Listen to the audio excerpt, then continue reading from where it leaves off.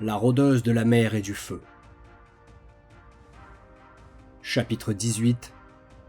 Vindicael.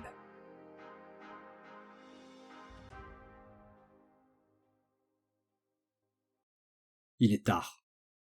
Les lunes, croissantes, chevauchent déjà vers l'ouest, et les ombres de la cité sont noires. Par la fenêtre entr'ouverte, un courant d'air frais fait frissonner le rideau, et rosille légèrement mes joues. La journée a été longue. Palabres interminables avec des confrères plus que réticents à s'engager dans une guerre. Les guerres coûtent cher, et on ne sait jamais si on y retrouvera ses investissements. Si ces gens-là ne pensent qu'à leur richesse ou leur futur contrat, moi, je n'ai en tête que ma fille. Est-elle aussi un investissement sacrifiable à leurs yeux? Cette idée me fait frémir. Je suis heureux qu'elle ait comme sang lié une créature comme Arrakis. La savoir ainsi accompagnée me rassure. Mais cette fois, tuer un grand Kirk était-il plus difficile qu'explorer les ruines de Shannara, envahies de golems fous, ou de rencontrer un mage noir au cœur des grottes de Khalt? Je n'en sais rien. Cependant, je ne saurais expliquer pourquoi, mais ce soir, un terrible pressentiment me ronge l'esprit. Un léger toc-toc me sort de mes sombres rêveries. Je me retourne et vois Anaria sur le pas de la porte. Elle s'incline avec noblesse pour me saluer, et je lui fais signe d'entrer, en lui rendant sa révérence silencieuse. La mage a soigné sa tenue. Sa robe de soie bleue, parfaitement ajustée, met en valeur ses courbes, avec une élégance troublante. Depuis combien de temps n'ai-je pas regardé une femme ainsi? Je n'en sais rien. Je soupire intérieurement. « Ils arrivent, » me dit-elle en venant se camper face à moi. J'acquiesce à peine. Nos yeux se rencontrent un instant, puis les siens descendent et me parcourent le corps. Une drôle de sensation de gêne naît en moi. Puis, ses pupilles brûlantes s'arrêtent sur le pommeau de mon épée. Un sourire presque invisible passe subitement sur ses traits. Se demande-t-elle ce que le maître fait avec le glaive solaire, une arme de renommée presque légendaire? Je n'aurai pas la réponse à cette question, car l'instant d'après, des bruits de talons résonnent dans le couloir devant mon bureau, dont la porte est restée ouverte. Notre équipe d'élimination arrive et pénètre dans la pièce, sans un mot. Anaria se place à ma droite, tandis que je jauge les raideurs un à un, et les accueille d'un discret signe de la tête. Ils se mettent en rang devant moi, comme une armée au garde-à-vous, face à son général. La Séraphin salue respectueusement sa maîtresse de guilde. « Clérès » entame cette dernière de sa voix flûtée. « J'espère que votre journée s'est déroulée dans de bonnes conditions. »« Oui, madame, » lui répond Okami avec son chaleureux accent du confin. « Lilou est une femme forte, et le guerrier sera un brave protecteur. » Ma fille confirme ses dires d'un regard, et cela me suffit pour conclure qu'Eridan fera l'affaire. « Très bien, » commençai-je. « Anaria nous fait l'honneur de sa présence pour terminer les préparatifs de votre mission. » Je me retourne vers elle et lui adresse un hochement de tête courtois, avant d'enchaîner. Je suis ravi que les histoires qui furent entre nos deux guildes ne soient plus que de sombres souvenirs. « J'en suis également la première ravie, Vindicael, » me répond-elle d'une voix généreuse. « Bien, maintenant, il est temps de vous faire part des objectifs de votre opération. Après avoir épluché tous les rapports des derniers mois à notre disposition, pour avoir une situation précise sur ce qui vous attend, nous pouvons vous certifier que l'armée que vous avez vue au Fort Noir est prête à se diriger vers les 3 ponts, en passant par la vallée du Parthe. La raison de ce voyage est encore inconnue, mais nous les soupçonnons sans trop de difficulté de vouloir s'en prendre à nos terres. De plus, tout porte à croire qu'ils retardent leur départ pour fondre sur nous, au tout début de l'hiver, qui sera, une fois de plus, tôt cette année. » Ma fille fronce ses fins sourcils. Toutefois, le grand Kirk ne les accompagnera pas. Nos interrogateurs sont formels là-dessus. Les prisonniers nous ont assuré qu'ils comptaient rassembler et conduire une seconde légion, de manière à arriver sur nous vers le milieu de l'hiver. « 2 armées Kirk en un seul hiver ?» marmonne Lilou les dents serrées. « Nous ne pourrons pas protéger tout le monde. » En effet, d'autant plus qu'il a ajouté à ses troupes de sombres individus en capuche noire. Des humains, adorateurs de Shatan, si l'on se fie aux éclaireurs et aux rôdeurs des poussières, bien qu'aucun d'eux n'ait pu être capturé vivant. Anaria hoche sinistrement la tête. De simples illuminés n'intéressent pas ces racleurs à écailles, proteste ma fille. Ils doivent leur servir à autre chose, c'est certain. Arrakis approuve d'un grognement. Ouais, nous connaissons bien les Kirk, et ils exècrent les punais au-delà de la compréhension. S'ils les acceptent dans leur tribu puante, c'est forcément qu'ils ont une très bonne raison de le faire. Et l'adulation du noir n'en est pas une suffisante à leurs yeux. Ils les utilisent peut-être comme espions, ou comme garde-manger. La seconde option reste peu probable, coupai-je. Mais c'est là que vous intervenez. Votre mission comportera 2 points. Le premier consistera tout simplement à éliminer le Grand Kirk, pour nous assurer de ne pas avoir une seconde légion sur le dos. Et le second sera de mettre au clair les relations qu'ils entretiennent avec ces fanatiques du Seigneur des Ténèbres. Il faudra être prudent, enchaîne Anaria. Avec tous les Kirk dans la région, votre meilleure arme sera votre discrétion. C'est pour cela que le flambélant Marakov et nous-mêmes vous envoyons en comité restreint. Ça tombe bien, Fufu, c'est notre spé, ricane Arrakis, avec un sourire vorace, en utilisant un terme militaire pour désigner des soldats spécialisés dans l'infiltration. Okami approuve d'un signe. J'ai entièrement confiance en vous, conclut la dirigeante des poussières. Sachez que de notre côté, les membres de nos 2 guildes respectives se rendront aux 3 ponts et se prépareront à une guerre ouverte. Art de la guerre, rêveurs d'émeraude et alchimie seront également de la partie, et le conclave des ombres s'occupera de tenir la sapine avec ses rôdeurs.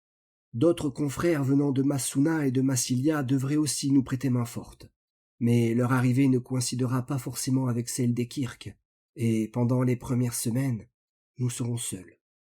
Cependant, nous avons largement le temps de planifier notre défense avec les Goliaths de Parthe, pour encaisser les premières vagues de leur armée. Exactement, continuai-je. Ne jouez pas vos vies, et soyez prudents. Si le Grand Kirk est introuvable, ne vous jetez pas dans la gueule du loup. Vous êtes plus précieux que cela. Même si la perspective d'une guerre de tranchées comme à Verte Dune n'est pas plaisante, celle de vous perdre l'est encore moins. Tandis qu'un léger silence s'installe, ma fille en profite pour se flanquer à côté de moi et faire face à ses futurs compagnons de voyage. Elle rayonne, et un sourire de fierté se dessine sur ses lèvres alors qu'elle prend la parole. Bien, avec ma sœur, nous avons déjà déterminé l'itinéraire que nous allons emprunter. Nous irons à Las Lorien, pour commencer. La route est sûre, et nous pourrions y être à cheval en 5 ou 6 jours. Ensuite, nous entrerons dans la Sapine et remonterons plein nord, pour arriver aux ruines de Nord-Place. J'estime que traverser la forêt en cette saison devrait nous prendre environ 20 jours. 20 jours dans la Sapine ? La coupe la mage. Oui, mais je table large. Et puis, il vaut mieux 20 jours à l'abri des Kirk que 30 à découvert dans la vallée. La Séraphin opine du chef, et ma fille reprend. Ensuite, une fois là-haut, il ne nous restera plus qu'à longer le fleuve par le nord sur une centaine de kilomètres, à distance respectable bien sûr, jusqu'à l'entrée du bois d'ébène. De là, nous progresserons discrètement pour atteindre le fort. Nous improviserons sur place quant à l'itinéraire à emprunter. J'en connais plusieurs, mais le choix dépendra essentiellement des positions des Kirk et de leur nombre. Des questions ? Eridan approuve fermement. Non, tout est clair, dit-il. Tout est clair pour moi également, ajoute Camille. Je me chargerai de missionner des oiseaux sur le chemin pour vous faire part de notre avancée, reprend-elle à notre adresse. Anaria hoche la tête, visiblement satisfaite par l'exposé de Lilou. Bien, conclus-je. Je crois que tout est dit. Notre fourrageur vous attend pour vous donner des denrées et du matériel pour votre mission. Bonne chance. Je regarde, le cœur lourd, sortir Lilou, sa sœur, mon compagnon Splinter, qui est resté étrangement silencieux ce soir, et leurs 2 nouveaux camarades. Ma mâchoire se serre et broie mon cure-dent, que je jette dans la foulée dans l'âtre de ma cheminée.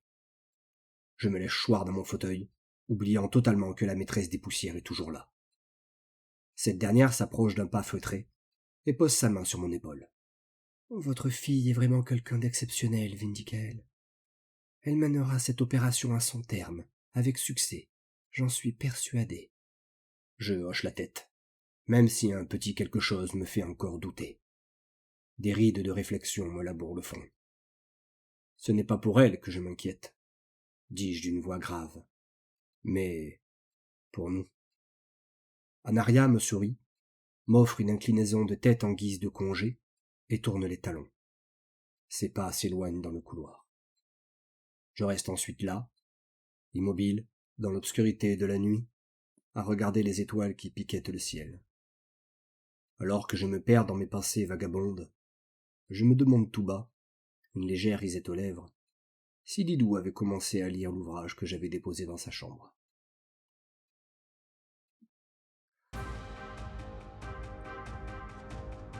Chronologie antique des Myrnes.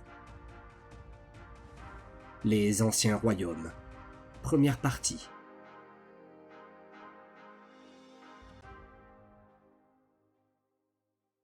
Préface. Note de l'auteur. Les informations de cet ouvrage proviennent de mes études des gravures Myrnes, aux quatre coins de Tella. De Menris à Tibet, de Giraz à Abyros, j'ai exploré toutes leurs cités et ruines connues. La plupart de ces révélations sont sujettes à controverse parmi mes confrères.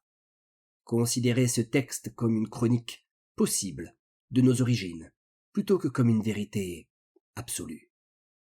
Champollion. Les anciens royaumes. Au départ, Tella était composée de 6 royaumes. De toutes ces terres, il n'en demeure qu'une seule de nos jours. Jotunheim.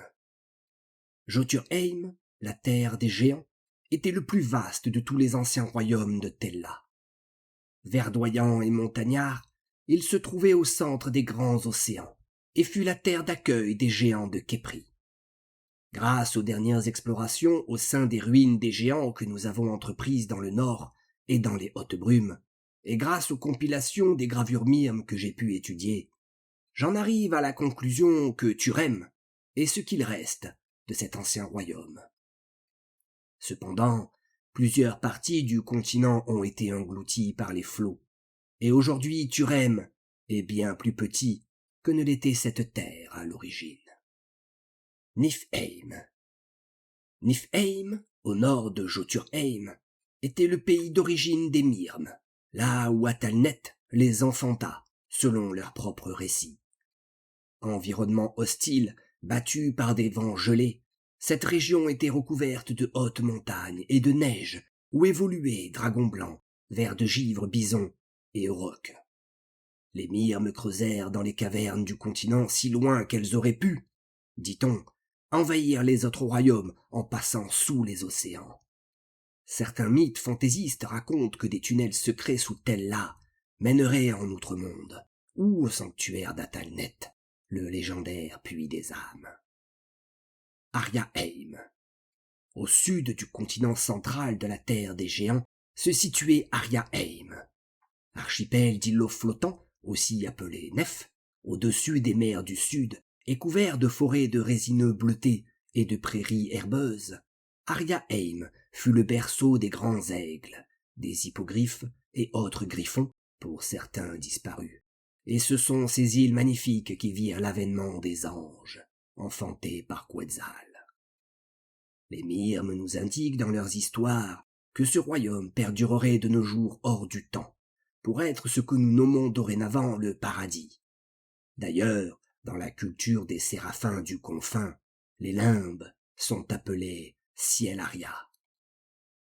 Par Champollion, arcanologue de l'université de Bonsor.